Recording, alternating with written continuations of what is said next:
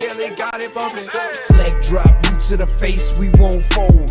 Quick to put a dude in this place, he out cold. With a tombstone, grapple the waist, get laid flat. Can't escape, nowhere to go, the cage match. It's on now, when I spot him, it's no problem. Everybody stone cold till they hit with the rock bottom. Sharpshooter, I won't miss him like Bret Hart. Like Al Snow, they gon' need him a head start. I just might catch a better body than Mickey James. Get acquainted with the name, we bringin' the pain. Like Kane in the ring, all I see is red. Paul Era, Undertaker, I can see the dead. John Cena putting hands in your face. Ted DiBiase, keep a milli on the waist. B2TF, better stay in your place or get smacked down, play it safe. What you talk? Welcome to the latest episode of Boot to the Face, live here on YouTube and all your favorite podcasting platforms. I'm your host, Chris Rucker, along with my co-host, EJ Reed, and we are here to talk about the world of professional wrestling. EJ, how you doing? Good, man. Just trying to duck the Snowmageddon of 2026. Snowmageddon for you, Ice-mageddon up here, but we didn't really get shit, so much to do about nothing so far, which I'm not mad at. It reminds me of what was it? Like all like the hurricane warnings, and they tell you to get out of town, and it ends up being like a little, I guess, little storm. Yeah, but the shitty part is if you don't leave town, then the hurricane does fucking hit. So it's like whatever. I'd rather be safe than sorry. We actually did get a lot of snow here. I'm snowed in, so even if I wanted to go somewhere, I'm stuck. I like the t-shirt placement. I like 80 Proof came back for one little reunion this weekend, so EJ's got that on. I got my main event Jey Uso Royal Rumble shirt on because we're gonna preview the Rumble. So we're both fucking timeline dressing, I guess is what you would call it. Yeah, gotta promote, man. Yeah, 80 Proof was fun on Friday. It's been a while since we ran that up, so that was a lot of fun. Yeah, I know y'all were debating whether or not to bring it back on a monthly basis. I don't know if y'all decided it behind the scenes yet. No, we hadn't decided shit. It's like, it sounds good when you're talking about it, but we all know like it's a lot of work that's gonna go into it, and we have to all three be ready to commit to it. Scully's in the chat. What up, homie? I'm gonna see him Friday. I'm headed to Kansas City, Missouri on Friday, and I'll see Admire and Little Admire this weekend. So What's up? Yeah, I'll be in Houston this weekend, so we'll both be traveling. You know, gotta find time to carve out in the day and watch the Rumble, daytime Rumble. Oh, I'm gonna watch it, and then I'm probably gonna be hungover Saturday and watch it before I head to my grandmother's birthday party. So it's only at 3 o'clock or 2 o'clock. How was your grandma turn? I was say, how old was your grandma turn? 80. Oh, that's a monumental birthday. Yeah. Happy birthday, early birthday to your grandma. Yeah, she'll be 80. Been drinking Miller High Life every day of her life since I've been around. So Hey, that's what they sometimes like. They say like some of the older people that have like a cigar a day and live to like 100 years old. So her mom died at like 84, I think. She was in her mid to late 80s, right? And all my memories of her, she was drinking Canadian Mist like every day. She would have a big fucking plastic 1.5 gallon bottle of Canadian Mist, and she would always say, "Go give me a cup and put 2 fingers worth of water in it." And she would mix it with Canadian Mist, and she lived to damn near 90. So all you motherfuckers out there saying whiskey's bad for you, you can kiss my ass. My grandmother knows different. Hey, so that was your great grandma. Mm-hmm. Hey, man, yeah. Hey, you wanted to check out at 60, but it seems like you got good genetics. So 65, yeah. It ain't looking good for you, boy. How's your weekend, EJ? Like I said, I've been stuck in the house. When did the snow start? Saturday morning. So Friday, I got Fridays off. I was able to go to the gym, get everything in, and then I went shopping. I went to stock up, and then Saturday morning, I'm like, maybe I can run to the store because I had to return something. I had to return this food processor I bought. And like when I went to go return that, the snowflakes were starting to fall. I'm like, let me hurry up and return this so I could get back before the roads get too slick. Got back around like 9 something, and then before I looked, it was like I went to take a nap. Woke up like at 3, like 3 inches of snow were on the ground, and it was still snowing. I'm like, I'm Jeez. about to be stuck. I'm about to be stuck here. So, yeah, man, just been stuck here. Watched some UFC. Watched I watched a little bit of the Saturday Night Main Event yesterday, and then watched the rest of it this morning. And now I'm on Collision. I still got like the main event Collision, and here we are. Yeah. How about you, man? Yeah, it hadn't been too rough around here. It's funny you talked about the snow. I get on Twitter this morning. I see a friend of the show, Jess, Tamatonga's biggest fan. She and her husband, they live up in I want to say New York, but I think it's somewhere up in the east, northeast, right? Oh yeah, And she they got showed it a hard. picture of her front door. She opened her front door, and the snow was like stacked up where her door was, and it just stayed there. It was like 2 inches on her front doorstep. I was like, I could not fucking live like that. Here we're supposed to get ice. It could still hit this evening and tomorrow. It's not around freezing yet until like later on, but my job told everybody Friday, hey, we're gonna do a 4-day work week next week. It'll be like a holiday week, so you got to work Tuesday through Friday in order to get paid for Monday, which I'm fucking fine with because I'm off Friday too. So I got a 3-day work week ahead of me, so that's good. Hadn't been too bad here. We were just my girlfriend's sick. Well, she's getting better now, but she's been sick, so we were just kind of watching movies and shit last night. We watched The Smashing Machine, which I thought was cheeks. Yeah, I've heard mixed reviews. Like some people thought, The Rock did his thing. Some people said it was, all right. So I hadn't watched it yet, so I thought he did well in it. Like, there were times where I would forget that it was The Rock. I was just like watching the movie, but the movie itself I didn't think was good. And I was drinking last night, so I was like, man, I kind of got the alcohol munchies, and I was looking around the house and everything we got's healthy. I'm like, I want some fucking potato chips. So I went out walking to the fucking convenience store, like a 10-minute walk down the road. Got some chips and dip and walked back, and by the time I got back, the rain was coming down, and I figured I'd wake up and it'd be ice everywhere this morning, but it really wasn't too bad. So power's still on. Kids are good. I checked on them, and yeah, everything is everything. So comes to show you how big this country is. Sometimes you forget how big this country is because if you look at the map, like the Midwest and the Northeast got it, but if you look at like the most of the Southeast and West Coast, like clear.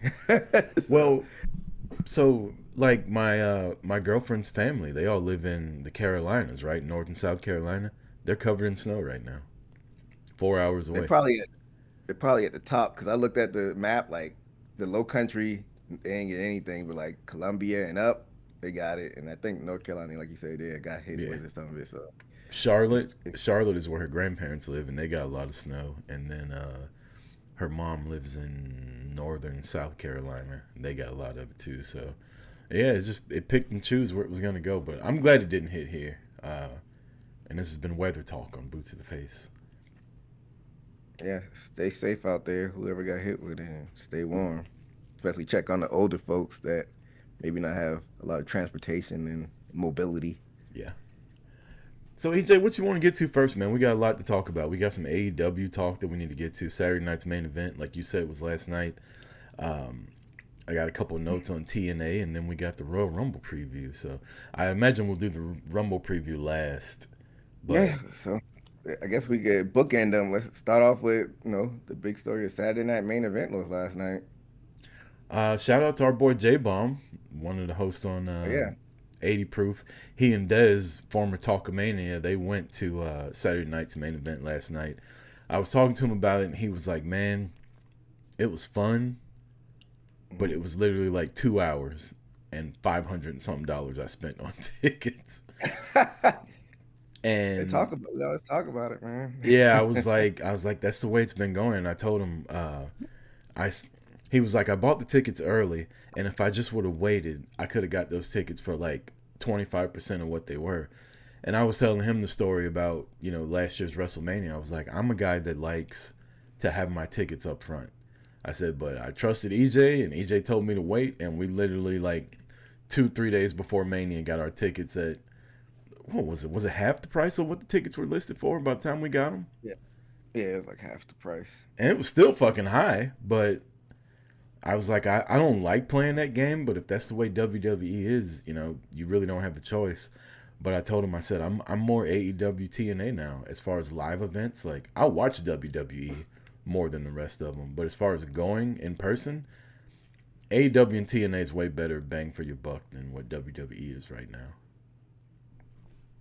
Yeah, I mean, I thought the bubble might burst soon, but it seems like the prices are still up. And I guess if people keep paying for them, like we saw small cracks last year. It was like they downsized at a couple of Raws and SmackDowns, but for the most part, they've been staying the course and keep going to these basketball arenas, and they'll be doing stadiums for Royal Rumble and Mania. So I'm curious to see what the attendance is for Vegas and Mania, since they're literally doing the same thing they did last year. And tickets are higher.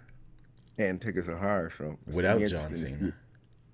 Yeah, without any like classic. I've been hearing whispers that they might try to bring in Stone Cold for an appearance, but besides that, we know Rock ain't gonna be there. Yeah, it's a weird time that they're in right now too, because I feel like people are complaining about the ticket prices, not just us. Like it's happening, it's out there, right?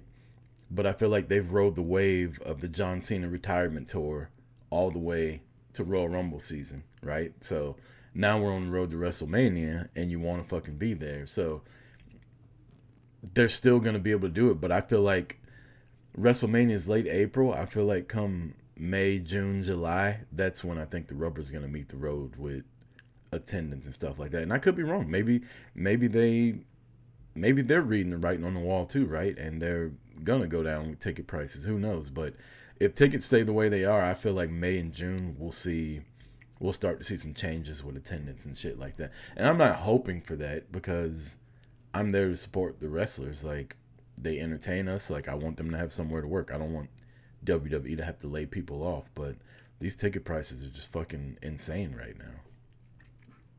It'd be crazy if instead of just going down the ticket prices, they start laying people off because they're not selling as many, so they could like save some money. That's what they do. That'd be diabolical. Especially right after WrestleMania season, which is when I think shit's gonna hit the fan with them. Like, we'll have R-Truth on fucking Unreal again talking about getting fired. Have you watched any of that Unreal show? I've watched episode 1 so far. Of season 1? Yeah. No, season 2. I saw all of season 1. Season 2, I've watched episode 1 so far. I watched episode 1 of season 1, and that was it. Like, for some reason, I don't really have that much interest in that show for some reason. Because I know they're pulling the curtain, but they're not showing you everything. They're just showing what they want to. They're showing you what they want you to see. It's working a work, basically. Like, they're telling you that it's a shoot, but it's a work that's working a work, and it's all confusing. Like, and I don't like to use vernacular like that all the time, but it's basically them kayfabing us and thinking that they're showing us real shit, and they're really not. Like, they're not showing you what's happening backstage. Like, they're not really having a camera in these production meetings in the real part of it. They're only showing you what they want you to see. Yeah, it's like basically like, you know how they do like the WrestleMania specials and they show you behind the scenes. It's basically like that, isn't it? I miss those. I love the WrestleMania 24s they used to do on WWE. WWE Network really was the fucking tits, man. We had it all back then, and they just fucking took it from us. Greed. Goddamn greed. And now everything's off of Peacock. I'm about to say, to tie everything in, it's funny that you brought up Peacock. So you have to have your Peacock subscription just to watch Saturday Night Main Event. That's a load of shit. And because I was like bouncing back and forth because I had it on like the first half when watching because I was watching UFC too. So I watched the first half of Saturday Night's Main Event, and then so I was watching it on the site that we have because I had it on like the Fire Stick. because I was looking on Netflix. I'm like, internationally they got it on Netflix, I guess, but that's not the case. I didn't find out till this morning. Internationally they have it on YouTube, so you can put your VPN and watch it on YouTube. I'll remember that for next time. Oh wow, I didn't know that. Yeah, because I went to watch it this morning and I put the VPN on, and it's right on YouTube. If you put the VPN on, set it to. I don't know if you set it to Canada, but set it to Europe. So I picked the Netherlands for the VPN. And Yeah. right there on YouTube. So like, I that's ridiculous. Yeah, You I'm gotta lucky. My internet provider gives me Peacock with my internet subscription, so I've never had to pay for Peacock. But yeah, it's crazy, right? Like you need Peacock to watch Saturday night's main event. You need Netflix to watch Raw. You need cable to watch SmackDown, and you need an ESPN sub to watch pay-per-views. pay-per-views. Like, so you're I know, talking like if you're doing I it. know it's. I'm sorry. Go ahead. Go ahead. I was about to say, and I know it's network TV, but you gotta have CW to watch NXT. Right. So you need 5 different things. Well, 4, I guess, because to have USA Network, you'd probably get the CW. But if you're paying for everything WWE wants you to pay for, you're talking over $120 a month to watch WWE programming. No, thank you. Like, it ain't that fucking good. You know what I mean? Like, to watch all these fucking ads and all that, nah. I'll grab a VPN. I'll jump on Netflix, watch Raw. I mean, most people have Netflix anyway, right? So that I wouldn't count that as having a subscription. But as far as the pay-per-views go, man, fuck that. Like, I'll go to Canada on Netflix and watch the pay-per-views. Why don't you bring up the TKO thing? Because they had the Paramount deal with UFC, and the big deal about it is that no more pay-per-views. You just pay for Paramount. But there's a caveat, like you said. Now it's like these WWE events. It's like 20 million commercials during it. It's, back in the day when you watch pay-per-views, there was no commercials. They just go in the fight. So now you got to watch all these commercials during the entrances. You don't even get to see the entrances anymore with the fighters. Wild. That's wild. and it's just commercials. So it's nasty work, man. One of my favorite things about the fight game, not just UFC, but like boxing too, when I will watch it, is the not storylines, but the fight videos they would put in between the fights. So like lead into the next one, like telling you who the people are, why they want to beat the fuck out of each other. If it's just a title fight based on respect, or if it's like, this nigga said something about my mama a couple of years ago and I want to hurt him. If you're not even getting that now, you're just getting Cricket wireless ads. Like, yeah. So they let you see the promo video, but they didn't let you see the walkouts until the main event. They let you see the main event's walkouts, but everything else is commercials. And the walkouts are fun too. Like, I like seeing. I like when the fucking guy comes out. You like, oh, he's scared. Like, he's about to get fucked up. Or if you look at somebody, you're like, ooh, I know he's a fucking 3,500 underdog, but he got that look in his eyes, and like, this might be a fun fight. I don't know. Like, I always liked all that. Seeing the guys get the Vaseline put on their face and them dapping up their whole fight team. Like, why would you not want that on TV?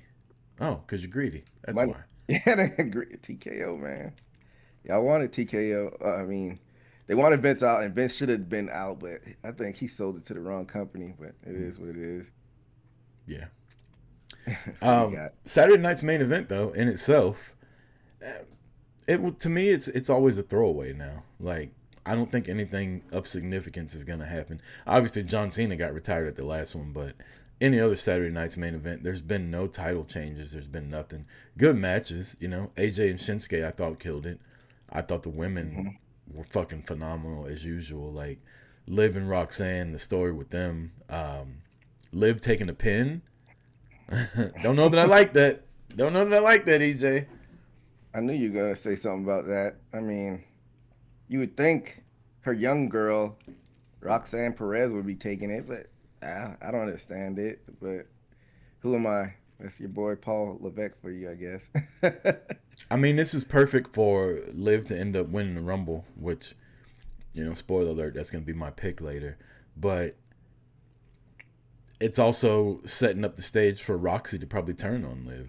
But I don't know if you can have Liv as a Yeah, she doesn't work well as a baby face to me. Yeah, but is she a heel though? Like, the whole time she was doing her revenge tour, like, people were cheering for her in the Dom storyline, like, and they've kind of slowed down on that a little bit, but I don't see Liv as being either or. I think she's somebody that exists in her own little fucking universe, and you either like her or you don't. She might cheat, she might not cheat, but I think turning her just full-fledged babyface might not be the best idea. I think they slowed down with the Dom thing because he's injured, but I digress. Yeah, she just seems like she should, whatever the direction they have her, she should just tweak what she has now. Just either let her be a heel or a tweener. Don't let her just be like a full-fledged baby face, because we seen what happens when that. She's kind of watered down. So yeah, let her be a tweener, let fans cheer what they want to, and just let her keep her tendencies that she has now. Yeah. What any other takeaways from Saturday night's main event? Great match between Shinsuke and AJ. And I guess when we get them predictions, maybe it's a reason for that. I like the main event, there was a lot of action there. I'm curious to see what because y'all talk about 80 proof. Jay wasn't aware of Trick. He got another good ovation coming out. I wonder what his thoughts are on that. Trick, instant star, so I like that.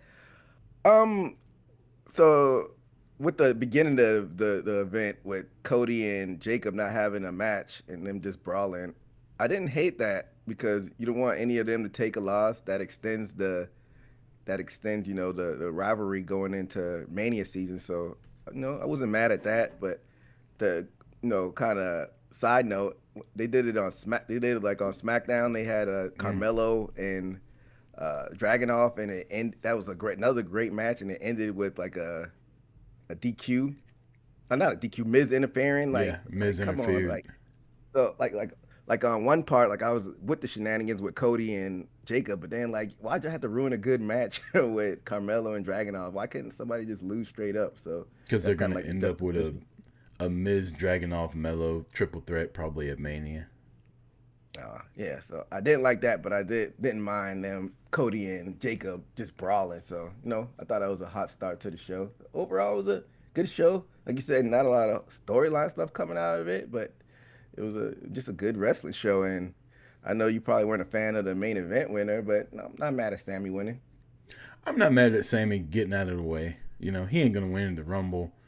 And honestly, like, does this kind of take him out of the Rumble? Like, everybody was picking him to win the Rumble this year, unless he's gonna lose the fucking match and come back out in the Rumble and win. I don't see it with Sammy. Like, I thought he was fun in the Bloodline.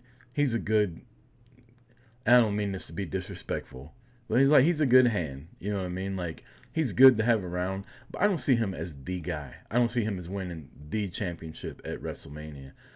You look at his last two WrestleMania wins, right? He ended Gunther's undefeated streak on Raw, took the IC title from him, and his IC title run was shit. The following year, he takes the tag titles along with KO from the Usos in their record-breaking run, and his title run was shit. Like, he has these stories where he's the underdog and he's trying to overcome, but then once he overcomes, it's awful. Like, that's it. That was the apex of it, and it's never good after. So I don't want to see Sammy with the title. I mean, but maybe that's the WWE thing. It seems like for some reason with a lot of their underdogs, when they win it, then after it, it's like shit. Like even with Jay last year, what really happened after he won the title? Yeah. Like, well, he wasn't supposed to win. He got in the way, honestly. Like, I don't even think he was supposed to win the Rumble or fucking be beating Gunther at WrestleMania, because you saw how quickly they put the fucking belt back on Gunther. Like, I think that was he got hot. We didn't pay off Sammy beating Roman. We didn't pay off LA Knight. We didn't pay off fucking Zack Ryder back in the day. We're not paying off all these guys that are getting over. Let's fucking, I think Jay was just right place, right time. Yeah, most likely. But then even with Cody, a lot of his title reign was not good at all either. See, like I'm saying, like when people overcome, for some reason they have a problem with booking people strong after they win the title, which is crazy. But I don't know. I agree with you said. Will never be the guy. I think he even knows he'll never be the guy. But you know who else wasn't the guy? Mick Foley was never the guy. So I don't maybe see Sammy winning a world title at Mania, but he could win Punk's title at like another pay-per-view or something and have like a short run with that Punk's title. I don't see him winning the big WWE title, but I could see him winning Punk's title somewhere down the line. But that's the one he'd be going for. He slapped dog shit out of Drew on SmackDown for no reason. That's what I'm saying. He's not gonna win that title, but I'm saying maybe further down the year, like I said, they need to do another draft. You know, go for it. Win the Money in the Bank, maybe, and get Punk's title somewhere down the line. Yeah. And Mick Foley type of title. Another thing you brought up SmackDown and you brought up Cody, and I don't know if anybody else caught this, but did Cody come off real like a Homelander talking to Jacob? Or was that just me? When he's like, and that's why your ass went to jail. Like, what type of shit? That was a little bit Triple H and Booker T-ish, right? Yeah, like what type of shit is that to say to somebody? Like, we're talking about the WWE Championship and who hurt me, and you bringing up my fucking felon history, and that's why your motherfucking ass got arrested because you can't control yourself. You're a fucking animal. I was like, maybe they're planting the seeds for Cody finally turning post-Mania, maybe. Yeah, I don't know. That was to me that was a little much. Yeah, it was a little much. Was that Saturday night main event of SmackDown where that was Jacob SmackDown? Said, no, I was gonna say, but I know that was SmackDown. But when Jacob said from EBT to WWE, was that last night? Oh, that was Saturday night's main event. That was funny. That's some wild shit to say. That's real wild. Yeah, only about half the audience probably knew what that meant. That EBT shit. I mean, you'd be surprised how many, people that don't have the skin color as us on EBT, and they make it seem like we're the only people on EBT. Oh yeah. Man, I remember. Speaking of me going to Kansas City, I remember back when I was younger, they used to have the books for food stamps, right? They would come in these little like books with stamps, and all the denominations of food stamp money would be different colors. And I remember people like selling their food stamps to get more, like you could buy $25 worth of food stamps for like $50. Or I'm sorry, you could buy $50 worth of food stamps for like $25. And people would sell it because they clearly didn't want food. They wanted like drugs and alcohol and shit like that. But I just remember them fucking books, man. I remember you'd get them and it'd be like $300 in there and people would be flashing it and shit. It's just wild times growing up when I was a kid in Kansas City. Yeah, gotta do what you gotta do. But one thing I was thinking about, this is kind of like a side note. I don't get the whole Damian Priest thing, man. It hasn't worked, and he's kind of like flying out of the radar because he's not bad, but he's not like a top guy. I feel like LA Knight fans should be mad at Damian Priest because I think he took the spot where Knight could have slipped in and got the title that he got with the Money in the Bank and then WrestleMania, and I think LA Knight's window's closed. So, and then I don't know, man. Why you think Damian Priest is really connected like that? Like I feel like that's a Triple H guy. He's trying to force feed, but done it under the radar where it's like not in your face. I'm glad you brought up Damian Priest. I'm not the biggest Damian Priest fan, but I know the women like him, including one that I live with. She is a fan of what he looks like, but and it's not just Damian Priest. But here's the thing I noticed in WWE: whenever somebody is talking to black people on TV, they all of a sudden get a little more. What's that? He did the trick. He code switched. He did the trick. Okay, so you saw it too. I didn't even bring it up. Yeah. You saw it. Man, that shit right there bothers the fuck out of me. All of a sudden, they get more fucking like ghetto when they're talking and shit, and it's like, that's not how you normally fucking talk. You wasn't talking like that to Finn Balor in the Judgment Day. And I feel like people have done it to like Jade and Bianca. I can't think of a specific example, but I feel like that's been done to them too. Yeah, it's fucking annoying. Just fucking be normal when you're dealing with black people on TV. Like, I don't know. That shit bothered me. I wanted Trick to slap the shit out of him when he did it, but obviously you gotta be professional. It's like it's cringe. Like why? I wonder if it's like if they're told backstage to do it, or if it's like a Freudian slip or like a subconscious thing that Some they shit, do. yeah, some shit they did in real life. Whenever they hang out with their black friends, all of a sudden they get a little more fucking hood when they talk. Get the fuck out of here. I'll beat your ass. No, you won't. Shut up. Get out of here. Fucking It's crazy bisexual when like Undertaker. it's crazy like when people do that to you in real life too. Like you don't know where I grew up. I grew up in the suburbs, and you try to talk to Right. me and trying to relate. I use $3 words, and you trying to fucking make it seem like I don't know what happened. I don't know what to say. Fuck out of here. But yeah, I agree. I'm not a big fan of Damian Priest. I think I think kind of like Jay, like he had his run, and now he's back down the card. But they do seem to be trying to make him a big part of the show. Like he had that beef with Aleister Black. Now here he is, but he did take the pin last night. So Yeah, I was shocked. I thought they were gonna make Trick take the pin, nah, so I was happy with that. I Happy with that. I was honestly shocked Trick didn't win. I was in shock. Like But it's good to see him like connect instantly, but I think they're gonna make him work a little bit before he gets an opportunity like that, especially man, overseas. I know Samuel's gonna win overseas with the Saudi crowd, and they're gonna go crazy, even though he's not gonna win.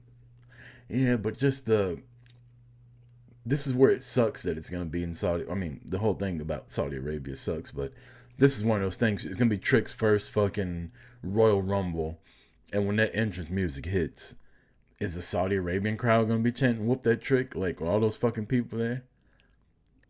I think you could go either way, because it seems like Saudi Arabia, they're more aligned with how we chant over here. They're not like the Europe crowds that go crazy for everything, and they've been chanting pretty loud there. So what they see over here, they'll probably mimic over there. So I think it's a high chance, like 75 to 80% chance they also do it as well. I think this is gonna be a big year for Trick. I really do. I think they've established him, and I was watching SmackDown, and I was like, man, I wonder if Melo's like jealous that Trick comes to the fucking big show and Yeah, gets catapulted right to the main event, and they used to run together, and Melo, he's just now getting his footing after being there for a year, and Trick just comes in and immediately is like main event. I think about that's funny that you said. I think about that every time too. And he was like Trick came in as like Melo's young boy when he came on NXT.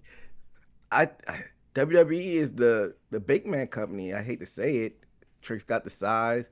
He talks a bit better than Melo. He's got the size. He's got the look. And half the half the power is talking people into the building. Half the battle, excuse me, is talking people into the building. So it just is what it is. So I'm happy about it. Fellow South Carolinian out there representing. Yeah, I was listening to Trick on O'Shea Jackson's podcast while I was at Yeah, work this week. I heard that. I heard that interview too. That's funny that you listened to that. I think it was a long interview. Yeah, and they brought up Melo, and he was like, I was trying to decide, like, do they really have beef with each other? Because the way he answered the question when they were like, have y'all talked or whatever, he was like, ain't no love lost and ain't no fucking hard feelings, but it is what it is. And I'm like, 80% of the interview, he was in character though. For 80% of the interview, so I think he was just in kayfabe. maybe. I think they're cool. I think they're cool. But it furthered my question as to whether Melo is kind of like got a little fucking vitriol, I guess, towards Trick, because I was better than you in NXT. I brought you along, and now you come along and you get put in the fucking main event, and I'm here fighting with the Miz. Like, Yeah, I mean, I guess it depends on if they're close backstage. He probably does like, it is a little weird, but if they're like really cool, he's like, at least like, my brother's getting some shine, right, you know. right. I hope so. Yeah, so I always think about it too, because like I said, they'll probably always be tied together based on their run. They'll eventually meet each other. But going back to you said it's gonna be a big year for Trick. Like I said, like sometimes that window closes. I think, like I've been saying, maybe this might be LA Knight's year to win the Money in the Bank, but Trick might be perfect for that Money in the Bank win. And him, he's in a heel role right now to cash in on somebody, Oh my god, either title. I can hear him talking shit now with the Money in the Bank championship. Exactly. So I think you might be right, man. This might be his year. Yeah. Like sooner than later, sooner than people think. Like maybe end of the year, cashing in on somebody. I think Yeah, that'd be dope. I'm excited for what they're gonna do with Trick this year. He still has a little bit of improvement to do in the ring, but I definitely think he's good enough. I'm not gonna say he's bad. I think a couple little things could be tweaked. Like there's certain little things that he does that Uh, on SmackDown, I'm like, it was him and Priest. He did like the kick. I'm like, you gotta lay that in a little bit more. Yeah. I don't know if you saw that. yeah, it's just a couple little things. But again, this is just me nitpicking. Like he's main event ready right now. Like he's got the talk, he's got the look, he's good enough in the ring. He gets a little bit better in the ring. Like this dude's gonna be unstoppable for the next like 10 years.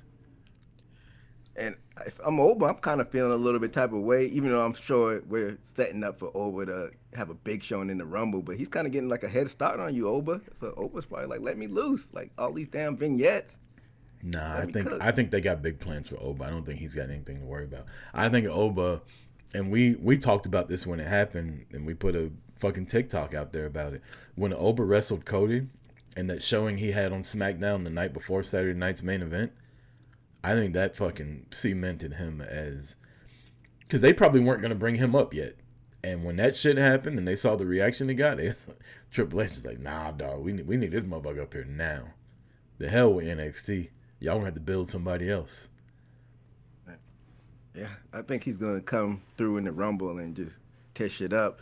And not to sound like a broken record, this is why I keep saying like, why they didn't really need Javon to come up too. He could have been running with the NXT Championship Yeah. right now. I agree. Right And now he's injured. Yeah, I heard it wasn't as bad as people may think though. I heard he got his bell rung a little bit, but he's not gonna be out for a long period of time. But still, I heard his shoulder was fucked up. oh really? Maybe That's what I thought it was. Maybe I heard false information, but hopefully he'll be back soon. But like I said, he could have been running with that NXT belt. But Yeah. hey, I don't book things. Let's jump over to AMC. TNA did their second episode on AMC Live this past week.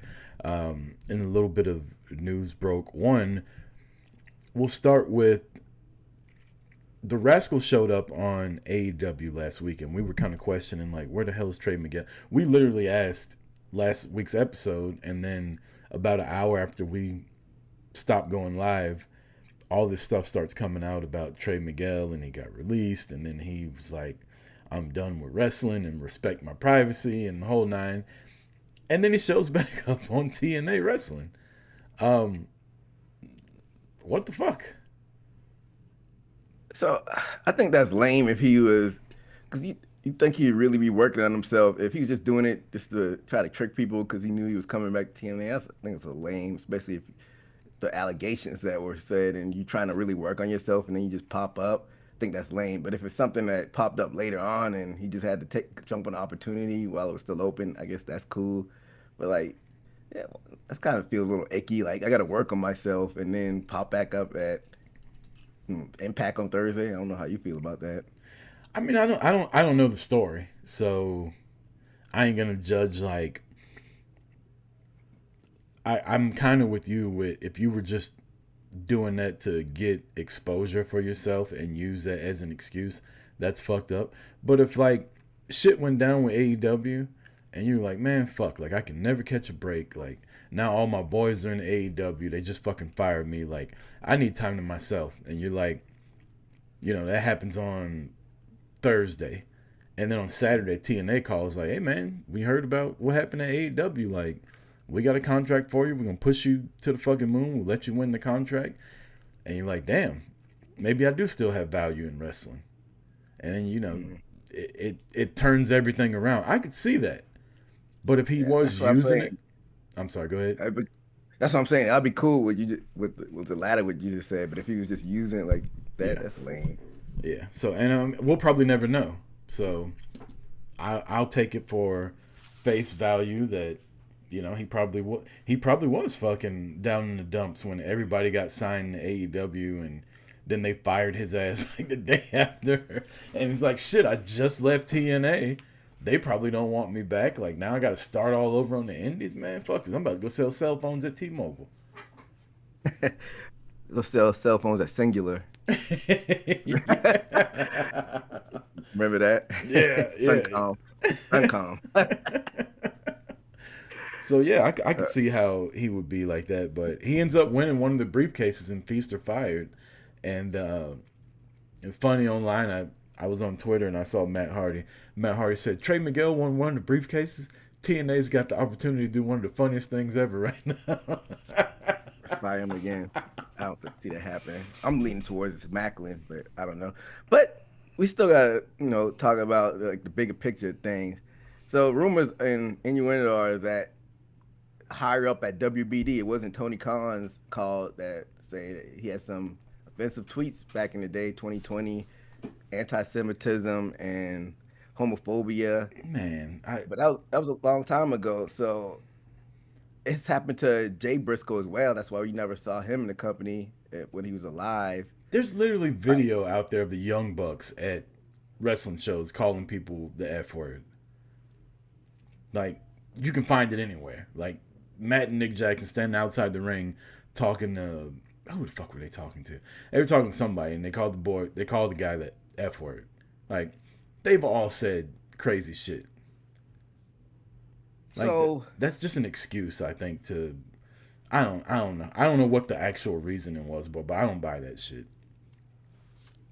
Okay, so if it is true, like, how do you finally make up for mistakes that you did when you're younger? Like, what do you have to do to, rehabilitate yourself in that situation? Because it might have not been the homophobia thing. It might have been the anti-Semitic stuff that he put on. If it was, you gotta, that's your fault that you did that. So you gotta own up to your mistakes. I'm not excusing that, but why isn't it like that across the board for homophobia and black stuff? Like you say something about black people, you'll be back on TV. Yeah, you saw what happened with Hulk Hogan. He said the worst shit about black people, and they were like, "Man, fuck that. Hulkamania lives forever. Fuck out of here." Yeah, it depends on how high you are up on the pecking order too. Like, I brought up the Young Bucks. They're the fucking EVPs, right? Like, you wouldn't have had AEW without the Young Bucks, Cody, and Kenny Omega. So I wouldn't see, like, I'm sure they did whatever they need to do to quote unquote rehabilitate themselves and get people to forgive them for that. But Trey Miguel, Jay Briscoe, like, these are guys that were expendable. So we got to make an example out of them. Tessa Blanchard, Tony Khan them are on record saying she'll never fucking work here with the racist shit she's got in her past. We'll never have Hulk Hogan on our TVs. Like, but then they let Ric Flair come on. Yeah, but I think Ric Flair, it was stories like Teddy Long. I think if he was on record, like you had audio of him saying it, I think it would have been a different story. He's lucky. Well, it wasn't necessarily just the racist stuff with Ric Flair either. It was like sexual harassment and assault. Like, that is on record of him coming on airplanes, fucking taking his dick out, like waving it at people. So yeah, I mean, I don't know. Maybe, like you said, I guess it's how high you're up on the pecking order. But I'm hoping maybe a year down the line they'll take another look at Trey Miguel, because for some reason we can't get all four of these guys in the same major company. Saw a little glimpse of it in TNA, but when MSK, Zach Wentz and Desmond Xavier, or is it Xavier Desmond? I keep messing his name up. Desmond Xavier, when they went up to WWE, MSK, Trey Miguel didn't come up. So maybe it was something even back then that how come he didn't get signed in WWE back then? Yeah. I'm more focused on Myron Reed and Zach Wentz's other halves getting signed to AEW. That'd be a good little tag team. Killer Kelly and Priscilla Kelly. Didn't even put the Kellys together. I didn't even realize the Kellys were the same name. Yeah, I know we ain't on AEW yet, but it seems like Windsor and your girl Jamie Hayter are going to be a tag team. I literally have that in the notes. We can talk about that later. That's literally in my notes right here I'm looking at. But, yeah, the Trey Miguel thing is weird. TNA's second episode, I really did like. I thought they tied a lot of things together this week that they should have did last week. And I mean, us and everybody else was hard on them for their first episode, but we have to remember it wasn't their first ever episode. TNA's been around for fucking 20 years. Like, so to them, it was just another cog in the episodic TV show that they've been doing, as opposed to our first time on AMC. So you got to give them a little bit of leeway, but I thought this week's episode was a lot better. Yeah, it was better. Ended up with it being a system segment, and they kicked people out and brought people in. I still don't know how I feel about it. I know it's good to have like a tie-in and kind of like a reset. I'm just trying to think about how I feel like who they brought in. How Cedric Alexander fits into the system with Eddie Edwards and Brian Myers, and then they brought in the Bear guy. So, because I think because Moose's nickname is face of the franchise. I think they really are pushing Moose to be a top guy there. And then Alicia Edwards seemed like she didn't know which side she wanted to pick. So I guess it was good to, kind of have like a cliffhanger. But I'm just trying to see how I feel about the actual pieces that they're trying to fit in. My mind just went so fucking dirty. With the whole Alicia Edwards and Moose and Eddie Edwards thing, like, I'm not even gonna bring up what I was thinking about, but Put two and two together. as far as Cedric Alexander goes, I kind of like this spot for him because I think Cedric is good, and he's put on weight. Like, he's gotten bigger than what he was in WWE. He looks the part, and I feel like Eddie Edwards and Brian Myers are more of a tag team, so it's almost like Cedric's kind of going to be the de facto leader. He's stepping in the Moose spot. Moose was the singles guy in the system. Fandango was just kind of like the guy that took all the losses, which is what Bear Bronson or whatever is going to do. So I feel like this will be a good spot for Cedric Alexander. Yeah, I'm hoping so. But like we said earlier, still a lot of former AEW, former WWE people. So I think them signing Trey Miguel is a good, because you could thrust them up there, and then they need Leon Slater to hurry up and come back, because you need some new up and coming talent. You just can't have ex WWE, AEW guys. So when is Slater coming back? Now that I think about it, shit, who knows? Maybe whenever WWE's done overseas, they'll let him come back home. Because, yeah, he's definitely been missed. So, yeah, I'm happy for Trey Miguel. And then they did the Feast of Fire. I can't remember who all won. I know Trey Miguel won. Then Eric, I know Macklin won. Trey Miguel won the briefcase. Yes. Eric Young won one. Let's hope Macklin got the fired one. I'm thinking that's who probably got fired. His wife is still in AEW, even though she's on ROH. I don't know. For some reason, he's just like a bland, generic character, even though he tries to lean into the military thing. Couldn't hit in WWE. It's been like lukewarm in TNA. I don't even know if he is leaving. Like, what do you think he could do in like an AEW? Maybe go to the Indies. Maybe he's just an indie guy. He would have been really good in like the late 80s, early 90s in wrestling, with the whole military thing, and like you said, the bland, fucking cookie cutter babyface or heel guy that he really has no personality. He's really not great in the ring, but he's got a good look, and he was in the military. Like, he would have been great in the 90s. But now you got to have more than that. Mm-hmm. Yeah, then they tried to do it with Lacey Evans. They tried to put the military gimmick on her. It didn't work. Yeah, she's on the bigger and better things now. Though. Her and Mandy Sachs. Yeah, shout out to Reddit. Girl Page. Shout out to Reddit.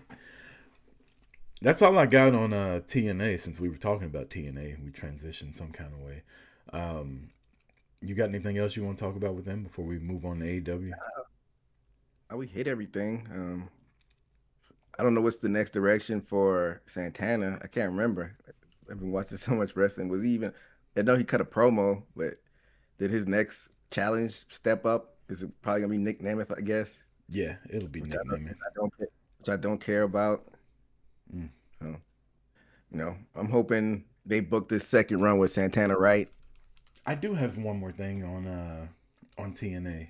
I'm glad you brought up Nick Nemeth, because his brother, Nick Nemeth, made me think about his brother Ryan Nemeth, which made me think about AEW has a fucking star in the making in Amara Sade if they do it right. She is like, I can't fucking take my eyes off of her when she's out there. She's wrestling men. She's good on the mic. She's not hard to look at. She's good in the ring. Like, if they book her correctly, they could make a star out of her. You think she'd be a good pickup for AEW, or are you saying TNA? I'm saying TNA. Did I say AEW? I'm sorry. TNA. Yeah. TNA could make a star out of her. I think TNA is perfect for her. Yeah. I mean, I wonder what her end game would be. It seems like she would be trying to go back to WWE eventually, but before she does that, like you said, she could be a star like a la Naomi. You know how Naomi went over there and ran things. So, yeah, I feel like it's going to be a heel champion that takes it off of Laylee Ling, and then she could be the one that takes it off the heel if they do it, like you said, if they do it right. And then but you still got Indy Hartwell. I feel like she's going to get a run too. I mean, they got pieces. What's her name? Ash by Elegance, she came back. You saw that. We didn't touch on that. And it seems like they got like a faction now. They got a male muscle in the group that wrestles the male side. Yeah, so if you do it right, like you said, she could be a focal point of the women's division. Yeah, I've noticed her the past couple weeks and hadn't brought her up, and I'm just like, I noticed her at WrestleCon. When I was walking by, I was like, who the hell is that? Oh, that's Jakara Jackson. I know that's your girl, but on TV, like in the ring, her wrestling Ryan Nemeth, I thought was really good at the pay-per-view. I know we didn't talk much about that, but I enjoyed that. I'm not a big intergender wrestling fan. Like, I'm not about men hitting women and shit like that, but I don't know. I enjoyed that match. I thought it was like walked up to the line without crossing it. I'm a fan of intergender when it's done, when it has a purpose, when it's been told in a story. I don't like doing it for the sake of things like they do in the indies, but if it's a story to tell and that's like the blow off, I'm down with it, because it's just like the Marvel movie where you have Black Widow fighting the bad guy. That's how I look at it. It was just very unbelievable because she's got no superpowers. So how she can fight fucking aliens, I don't know, but whatever. Well, like a Miss Marvel or someone like that. Yeah, that I can see. But Black Widow, I love me some Scarlett Johansson. Like, that's one of my top 10 all time lookers.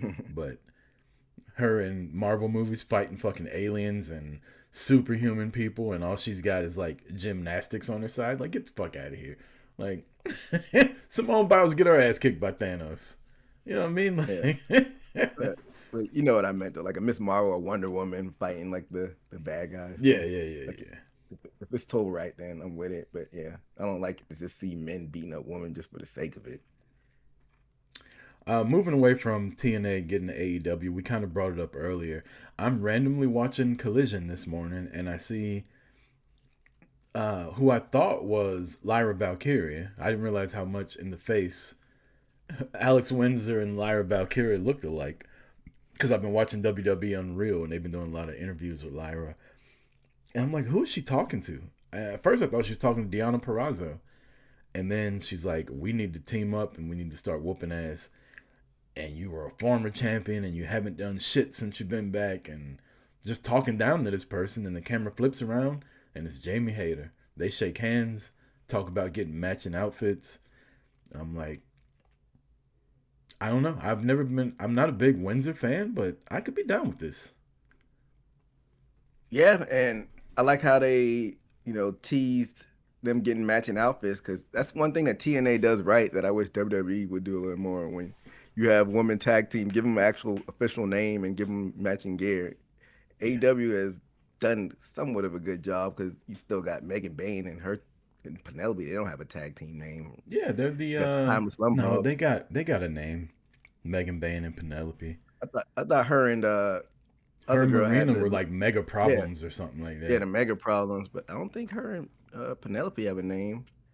But I'm with it though. If you're not gonna be in the title picture, like I said, this is perfect reason to have the women's tag team. Like, if you're not in the world title picture, have them to do the tag team thing, and so I'm with it. But I thought they would hire your girl. What was her? She was in WWE. They let go of her. It used to be Jamie Hayter's tag team on the Indies. Oh, B. Priestley. Yeah, I thought they would reunite as a tag team, but I guess Windsor is the next best thing. So did she go to AEW? Nah, she didn't. She didn't get picked up. I Isla thought Dawn did. I thought she was in TNA for some reason. I think she might have went overseas, back to Japan, It if makes I'm not sense. mistaken. But I thought it'd be her in the spot. But I'm not mad at her in Windsor. Hayter in Windsor. Yeah, I'm intrigued. I don't know how good it's gonna be, but I am intrigued by it, and I think you take two women that could be top of the division, and since they don't have plans for them right now, put them together in a tag team, calls up some interest for it. Like you said, get matching outfits, get a fucking team name, start running through some shit. The tag champions right now are baby faces, but I don't think that's gonna last much longer. I see either Megan Bayne and Penelope or Megan Bayne and Marina Shafir defeating them. So Or Triangle of Madness, the sins of sister sins, or yeah, whatever. you know, I'm. I thought I liked Tekla, but the last like couple months, I'm just not a fan anymore. Like she made that debut, she was new, she had a little spider walk like Bray Wyatt. She had a good look, but the more she talks, it's just like shut the fuck up. So on the opposite side of you, like I was lukewarm when she came in, but now that she's been featured a little more, I'm warming up to her. I feel like she's been doing the better side of promos on than Statlander has been on this. Oh, I mean, yeah. Well, I mean, it's not hard to do that because she's just. I don't think she's gonna win. Go ahead. Statlander's just, and I got her in my notes right here. Just, I watched her match on Collision versus Isla Dawn. Shout out to Isla Dawn, by the way. I'm always fun to see her on TV. I'm watching Statlander on Collision. She comes out. She does this weird intro. She's got Cosmic Killer or something like that written on her shit. And she's part alien. She's part stat daddy. She's part like, she doesn't know what her character is yet. She gets in the ring. And it's the most like non-energetic and like lukewarm derobing, I guess you would say. Like she just stood in the middle of the ring and like took all of her fucking entrance gear off, and it was like she was in her bedroom at night, like about to go to bed. Like it had no energy whatsoever, and she just balls it up and gives it to the fucking ring announcer and picks I don't know, it's just something about it that was not main event. It was not championship. It was not this is who needs to be on my TV representing the women's division. Yeah, like she's got the look. She's good in ring, but just the character still hasn't been clicking. And I was thinking that they could stretch this out till Double or Nothing when Mercedes gets it, but I think they got to move it up to Revolution. It's got to be March 14th. Let's get this shit over with. Yeah, I think it has to be moved up to Revolution, and that's still too long. It's still another 2 months. Like I wouldn't be mad at Tekla taking the belt from her on Wednesday. Nah. Like even though I've been warming up to Tekla some, give her TBS first before going up to world title. Let's see if it. I know we talked about it last week. I'm still confused as to how Tekla's the fucking leader of the Triangle of Madness. Like she just comes in and just pushes Julia Hart to the side. Like, yeah, you were in the fucking black. What were they called? The House of Black, and you were like. Black. Yeah, you were like the head chick in charge over there, and you were TBS champion before you got hurt and all. Get out of here. I'm in charge now. I kind of get it though, because some reason they like her and Sky Blue like fit well together. They almost look alike, one blonde and one brunette. Yeah, they're a good team too. I wouldn't be mad at them. I'm still not happy with, as much as I like Willow and Harley Cameron's funny, I'm still not happy at the fact that the first AEW women's tag champs weren't like homegrown talent that they had from the start. And I think Julia Hart and Sky Blue were perfect for that. Like, I'm not a fan of like wrestlers deserve to be champions because it's wrestling, but they fucking been there the whole time, like putting on for your fucking show. The least you could do is let them be the first champs.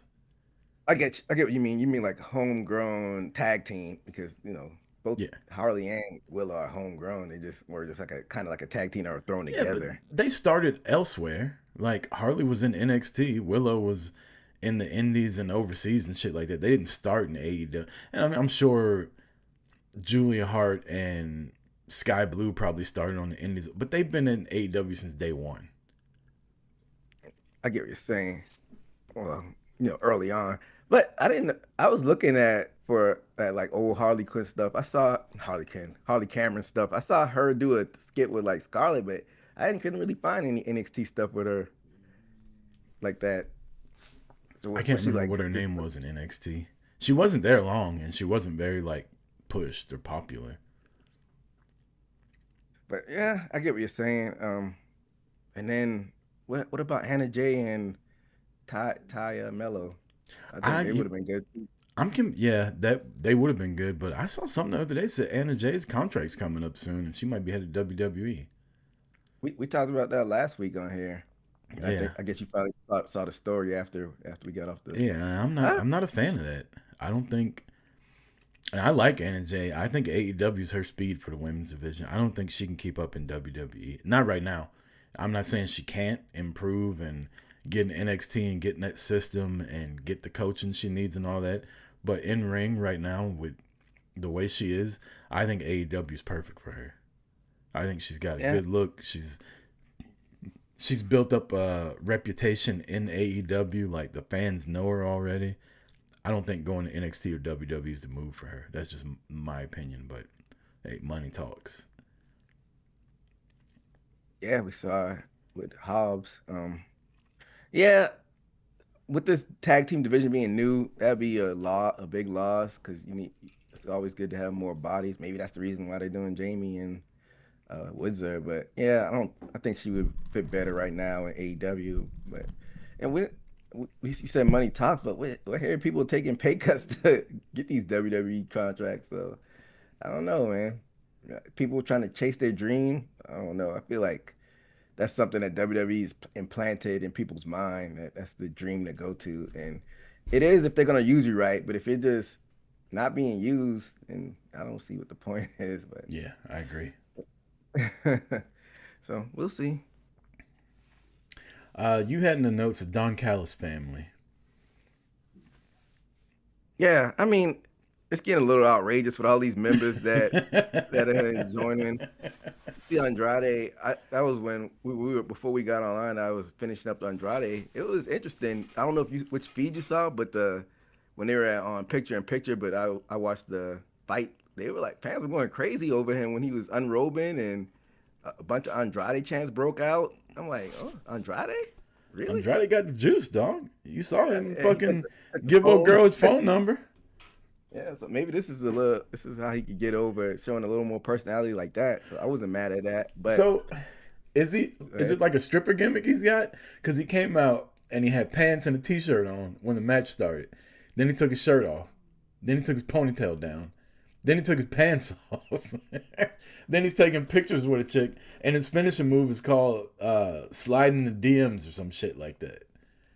Oh, that's what they call it now? Yeah. Yeah. So it's like, is he just a stripper? Like, what's the deal with him? Hey, something to switch it up. I'm not mad at it. Do whatever you can do to get over. Because like I said, during the commercial break, the fans were chanting his name. So I'm like, hey, maybe this is a niche that he could get into and get in. But I digress. Like I said, they have 1 million members in the Don Calis family. Looks like Takeshita may be splitting off because you had Okada come out after their match. Kyle Fletcher's still up there. I think would be dope. Remember how Nation of Domination, the early incarnation of Nation of Domination, they split up and they had Los Boricos split out of that and DOA. Maybe Don Callis could do something like that. Maybe have splinter groups, and then because I love faction wars in companies where you have a bunch of different factions. Right now, Don Callis is one big faction. Man, you got a deep cut with that one, EJ. Yeah, I forgot all about Los Boricos split because Savio Vega was in fucking Nation of Domination with Crush. I forgot Nation of Domination started out originally with like not just all black people. Yeah, like you said, Crush split off from them, and Savio Vega split off from them. So I think that Don Callis.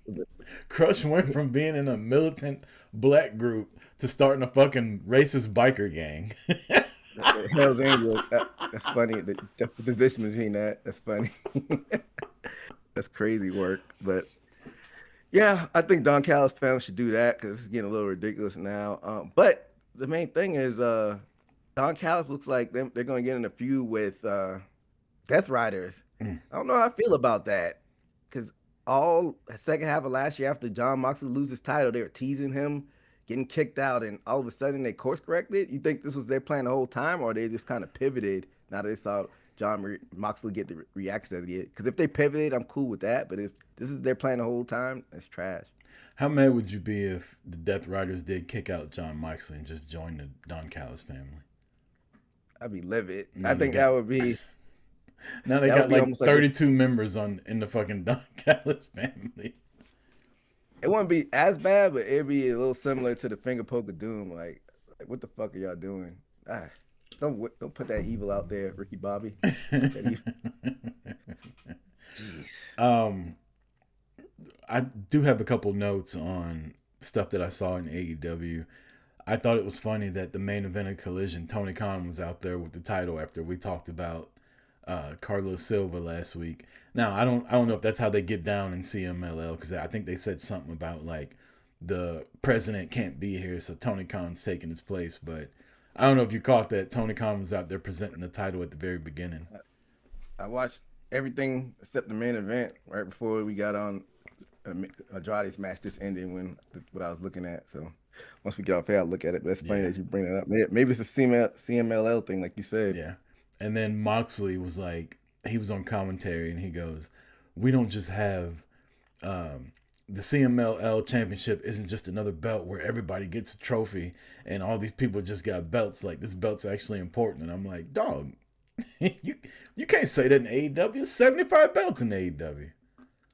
And you have one of them. One of the 75 titles. Yeah. C Flute in the chat says, what's a bigger faction, Wu-Tang Clan or Don Callis family? It's close. Yeah, like 30 different members of Wu-Tang and all the affiliates. I don't know. It's close. It's neck and neck. It's like NWO Japan, NWO Mexico, regular NWO, NWO Black and White, NWO Red and Black. That's the Don Callis family. They're just all one thing. Yeah. But do you think Death Riders will work as a face faction? I don't think so. Either they got to be shades of gray or just straight up heel. I don't think it works as face. Yeah, it's going to be rough trying to make them babyface. They're just not. I think when it was just Moxley and Bryan with Steven Regal. Yeah, I think that was fine, but this group is just too. They got too much negative equity to be baby faces, you know. I know in wrestling we like forgive and forget, but I mean, like a month ago they were trying to kill motherfuckers on TV with plastic bags on their head. Like, we're really cheering for these people. Yeah, especially Yuta, Shafir, and like Pac. Like, it doesn't work. Like, they just were trying to F you Yuta. How you gonna flip that around like that? I don't know. I think it's a weird spot. Yeah. MJF, your world heavyweight champion, says he has the most coveted title in the world, EJ, because everybody wants it. You got Swerve coming at him. You got Hangman wanting to come at him. Kenny Omega's come out of the woodwork. He's wrestling fucking Bandito on the last episode. Like, one thing that's coming out of all this that, and I've always said this, as much as I don't like MJF's, promo style and like his shock jock type shit that he does, when the bell rings, this guy is one of the best. And I think AEW actually did a disservice to their viewers by not having him wrestle on TV over the past couple years as much as he should have, and only being on pay-per-view. But you put MJF in title matches on TV, which I think is what's about to happen now, because he's about to start going and defending his title in indie shows and other shows like that. The more this guy wrestles, the more people can see that, yeah, he talks a lot of shit, but this dude's really fucking good in the ring. But yeah, no doubt about it. When the bell rings, he could go, but he's got to do something different with this character. When he came out this past Wednesday, I'm like, man, I like that he won the title, but this is the same old shit on the mic. It's finally hit me. And people have been saying this for a few years now, but like, For some reason, like I didn't think the him and the Adam stuff was bad. When he's with the Hurt Syndicate, I like that. That was good too. But now It that he's went back nowhere in, though. Like, where'd it go? yeah, they ended it terribly, and I think they probably will come back to it. But Bobby's injury kind of maybe threw a wrench into things. Like, that was their plan, probably to circle back around when MJF was champion. But like you said, it kind of ended abruptly, which was kind of weird. But now that he's like settled in with the belt, now it's back to the same old stuff, which I'm not a fan of. But what they have done right, which I am a fan of, is this whole everybody wants the belt and everyone wants to chase him. You got the world championship, like it's not one feud at a time. Like everybody wants that coveted title. So I like how they're booking the people chasing them. I'm a fan of that. You know, I'm a fan of that. Like, I've always said when they have these open challenges and one person's music hit and they come out, it's like, why is there not 17 people coming out? Like, it's an open challenge. I don't have to go through a top 10 list or anything like that. I just got to get to the ring first, which is what I liked about NXT. So the fact that there's multiple people, even friends, that are like, I want to be world champion. Well, I want to be world champion. Like, that's how it would work in the real world. If there's a promotion coming up, yeah, we're cool, but I'm applying for it too. I'm not going to not apply for it just because you're applying for it. Like, may the best men win. And that's how I like the world title championship booking that they got right now. And it's to the point where you don't know who's going to be the one to beat them. There's not one particular person that you can pick over everybody else. Like, well, clearly that's who's going to beat MJF. Like, right now, I don't see who's going to beat MJF. Yeah, even like throwing like a stopgap, like a Brody. I know they're not gonna do that pay per view. They'll probably do that like what's the Grand Slam. They'll probably do that in Grand Slam. But no, throw some more contenders that out of the woodwork. But looking at it now, who you think he'll face at Revolution? Probably Omega. He's going to have to get a win against a big opponent. Has he beat Omega? Have they even wrestled? Yeah. I want to say in his first title run, they did go against each other. And he beat him, if I'm not mistaken. So, yeah, it's been a while, though. That was like 2023. MJF defeated Kenny Omega on October 28th, 2023 episode of Collision to retain the AEW championship. I remember that because they were building up to that. So, yeah, run it back. It's been a while. What a good fucking memory, EJ. You literally said 2023, and that was fucking it. Yeah, because I just remember that being the bulk of MJF's run, and I remember them, like, yeah, on a Collision, too. And I remember it being, like, a really good match. But, yeah, I say run it back at Revolution. Yeah. I'm not mad at that. I would agree with that. MJF and Omega at Revolution wouldn't be a bad main event to have for one of your top tier pay-per-views for AEW. That's all I got on AEW this week, and the only thing we really got left, if you're ready to move on, is the Royal Rumble. Yeah, let's get it. Royal Rumble comes to you this weekend. You can watch it on whatever platform you decide to watch it on, but it'll be 3 p.m. Eastern Standard Time, 2 p.m. Central, and I love it. I'll be in Kansas City, so it'll be Central Time for me. So it'll be a daytime pay-per-view. Wake up, get a Bloody Mary, and fucking watch the Royal Rumble. Yeah, that'll be my last day of dry January, so I'll be drinking water. But then the next day I'll be getting some mimosas at breakfast. You might as well just hold off and watch it the next day. Seafluid in the chat says MJF broke Omega's longest record reign after beating Kenny in that. Oh, okay, I do remember that now. So it was like a random fucking. He's on his way to breaking Kenny Omega's record, and Omega got a fucking random title shot out of it. Yeah, that's what it was leading up to it. I knew it was something leading up to it. That's why it happened on Collision. So yeah, good call. Appreciate that, Seafluid in the chat. Royal Rumble again is this weekend. Besides the men and women's Rumble, what matches are there? There's Drew and Sammy. Is there any other matches that they've announced already? A big stipulation when they announced on Monday, Gunther versus AJ. AJ loses. That's it.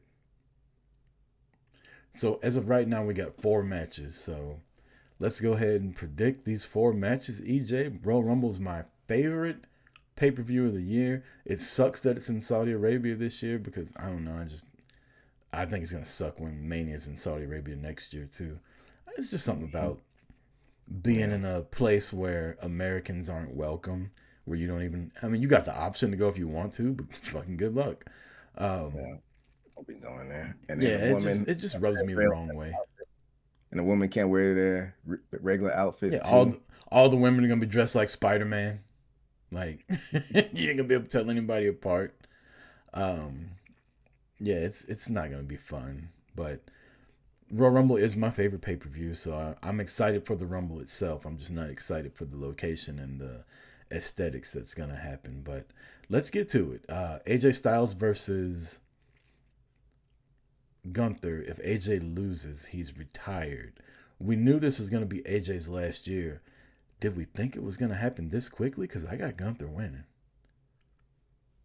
It only could be two outcomes, and as far as like the end of the match, like you said, Gunther winning, and that's probably where I'm leaning, or AJ could win by like DQ. I don't think he pins Gunther, but he can win by a DQ and it kind of extend it.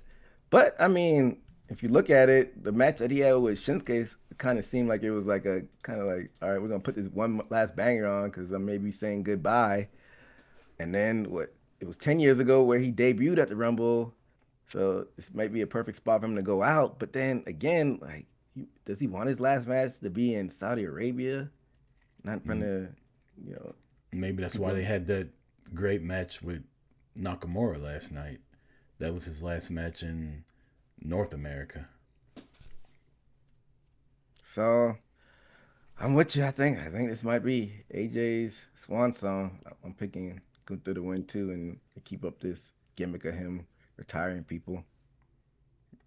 Now, AJ's contract is up, and he said this is his last year wrestling.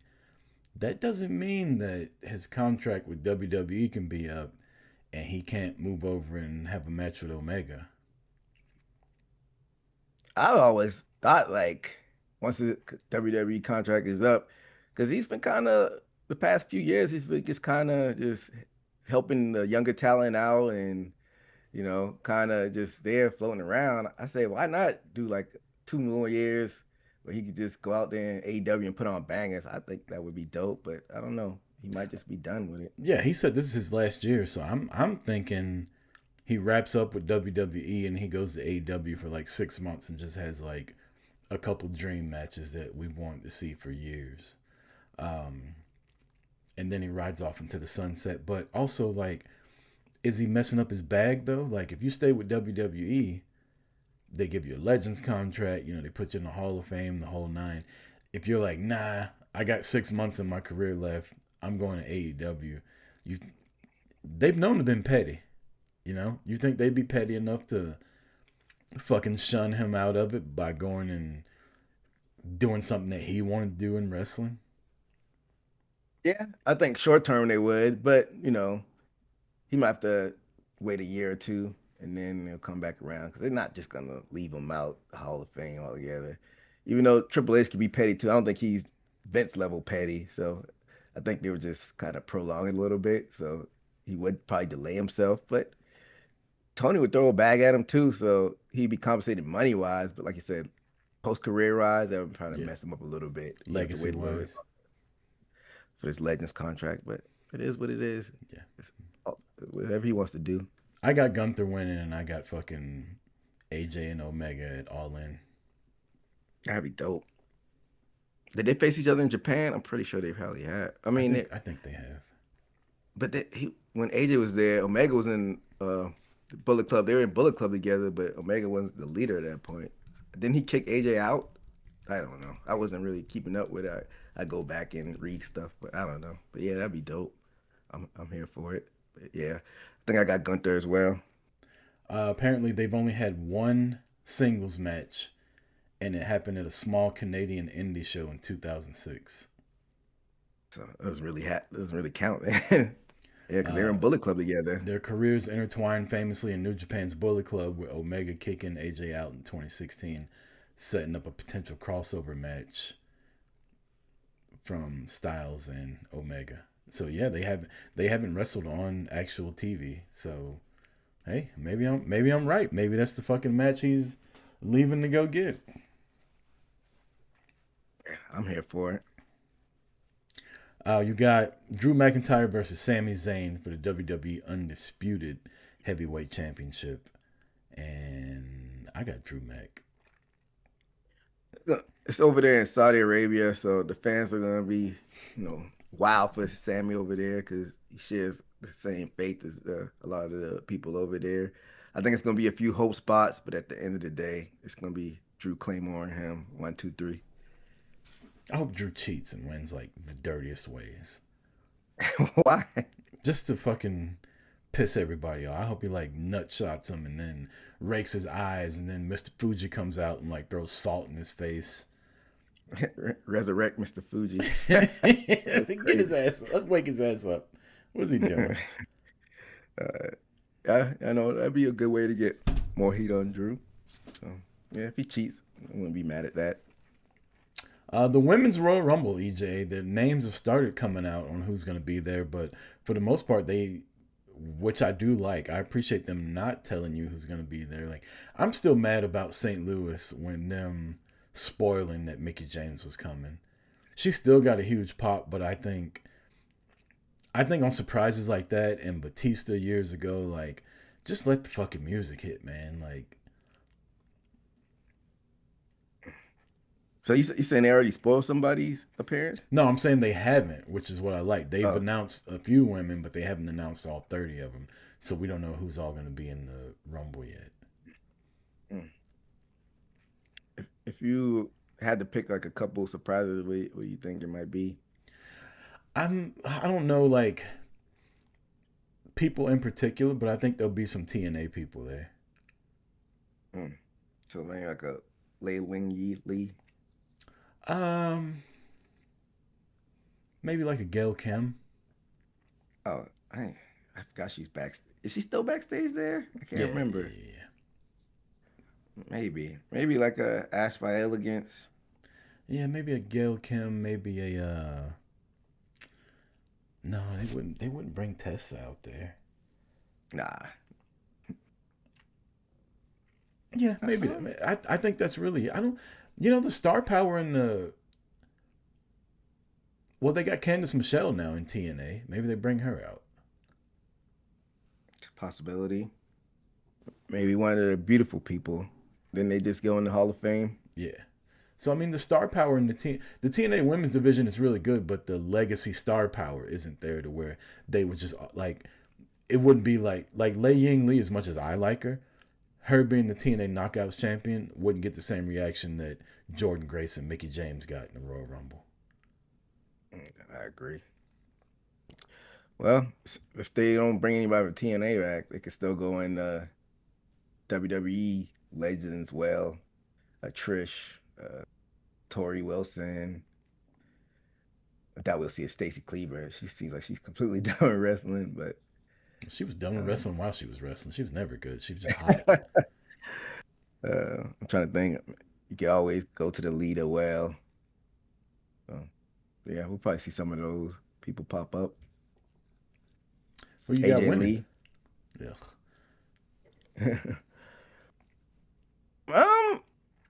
I think I'm gonna go with the return of Bianca Belair. Even though I know you said you're sick of repeat winners, but I say she wins it, comes back and wins it. The thing with Bianca is we're on as fans, we're on this collision course with Bianca and Jade, and in order to get there, Bianca would either have to win her second Royal Rumble, which I don't want to see, or she'd have to win the Elimination Chamber 2 years in a row, which I don't see happening either.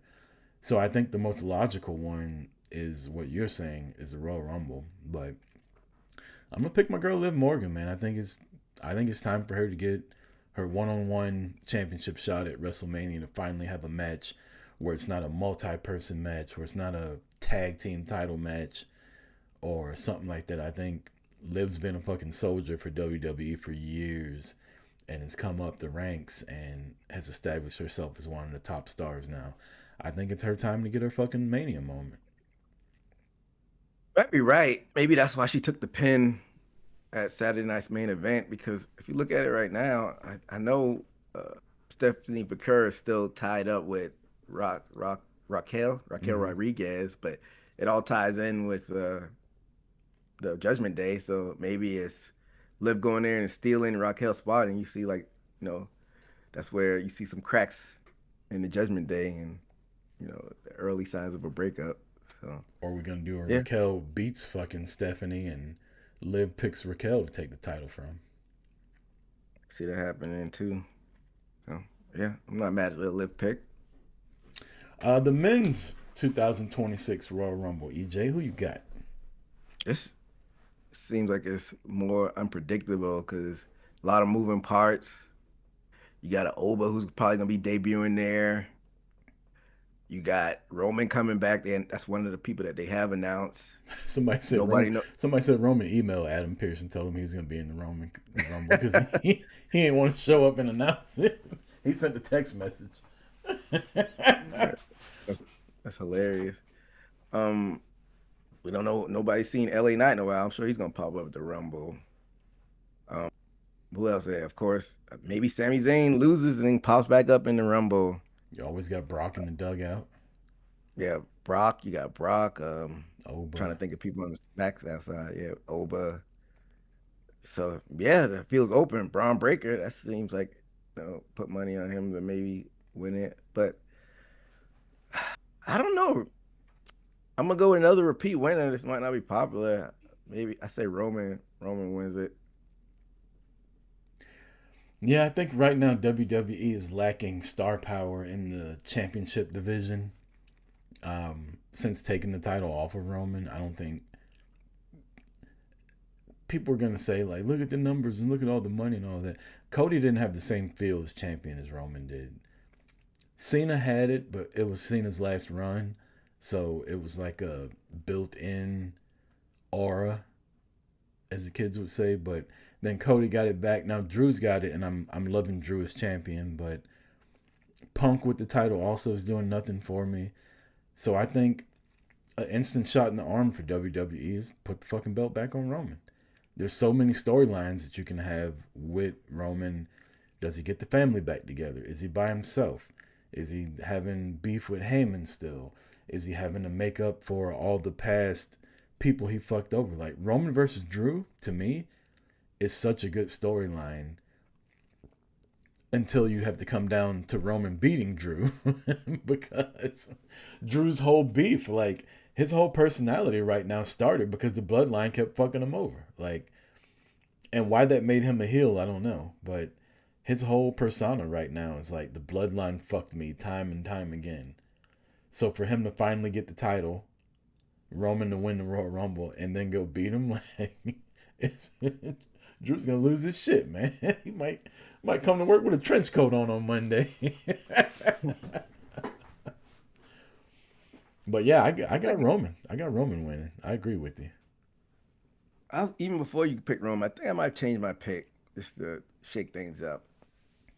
We hadn't seen this. Well, I think it might have happened when I checked out. I think it might have happened with Batista and Cena, but for it being planned, we hadn't seen this since what '94 with Lex and Brett. Maybe I think I say Cody and Jacob Fatu. Triple Same man, we time. see triple threat at Mania him with Drew. You know what's so hard about that now though is with the technology the way it is. Like you can clearly see who's gonna be the winner. Like they would have to plan that so perfectly to hit the ground at the same time. I don't know. Lex and Brett pull it off. Didn't Cena and Batista do it? Not they didn't do it on purpose though. Yeah. I mean, Rock and Big Show did it, and that wasn't on purpose either. Rock was just supposed to win. Yeah. But yeah, it's again, they didn't do it on purpose though. It just fucking happened like that, right? So trying to do it on purpose, I think, would be a disaster. I think you can though. If you're hugging on each other, that's the way to do it. And if y'all are just sitting there fucking punching each other on the apron and you count like, all right, 1, 2, 3, let's both fall off. Yeah. Maybe, but even with that, like somebody's still gonna hit first. I'm just throwing shit at the wall, but my first thought was Roman, but just to shake it up, I say Roman and Jacob. I like it.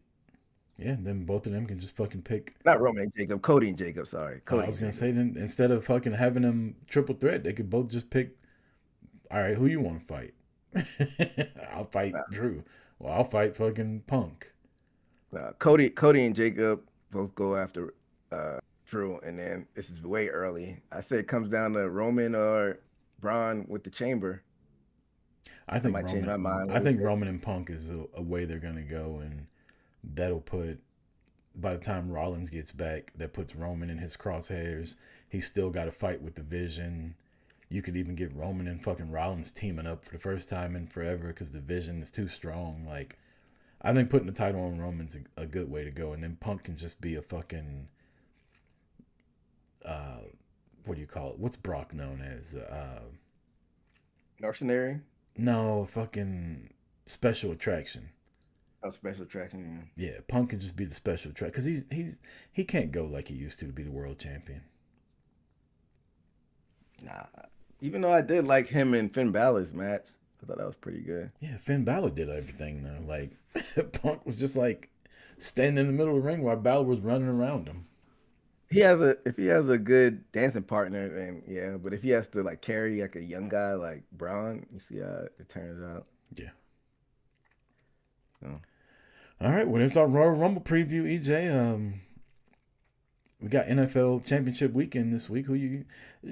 What a fucking tough break for the Broncos. Oh yeah, with Bo Nix getting injured. Their starting quarterback, does a fucking game-winning drive to go for a chance to the Super Bowl, and he breaks his fucking foot on the game-winning drive. They still win, and now they have to go into and also like how lucky are the Patriots? Oh man, like we talked about earlier. Usually when you see one era end, the franchise goes through things until they build themselves up. Man, it seems like they were just winning not that long ago, and then able to rebuild quickly. Yep. I don't know. It's just lucky, good front office, and with a little bit of luck. Sadly, I'm going to go with the Patriots to win versus the Broncos just because quarterback is and we've seen quarterbacks step in. Like Tom Brady stepped in for Drew Bledsoe for the whole season, and then Brady got hurt before the championship. Bledsoe came back in, took him to the Super Bowl, and then Brady won the Super Bowl. We've seen fucking Nick Foles come in, replace Carson Wentz, and take the Eagles to the Super Bowl. We've seen it happen before, but something about just the name Jarrett Stidham doesn't say Super Bowl quarterback to me. Yeah, I think that's the only reason why I will lean with the Pats as well. And then you got the Seahawks versus the Rams, the battle of AFC West teams, and I think whoever wins this game is going to win the whole damn thing. And I kind of want the Seahawks to win. I would like to see the Rams win, but I'm going Seahawks. The 12th man in that at home stadium's going to be going crazy. Yeah, I don't even think it's going to be close. Like, I think Seattle's going to jump on them early, and it's going to be ugly. I don't know, because LA does have the better quarterback. I don't know. They might pull away later on in the game. I think you might see a competitive first half, though. So, going Super Bowl rematch, almost 10 years ago. Yeah. I think it's like 11 years ago. Seahawks Pats and Seahawks. Yeah, 11 years ago. Well, for EJ Reed, I'm Chris Rucker. This has been another episode of Boot to the Face. Thanks everybody that was in the chat. Please follow us on all our social medias, including TikTok and Instagram. Check out our Pro Wrestling Tees store, which we just reopened up. You can go to prowrestlingtees.com and just search Boot to the Face, and there's our store there. Until next week, for EJ Reed, I'm Chris Rucker. This has been Boot to the Face. Peace!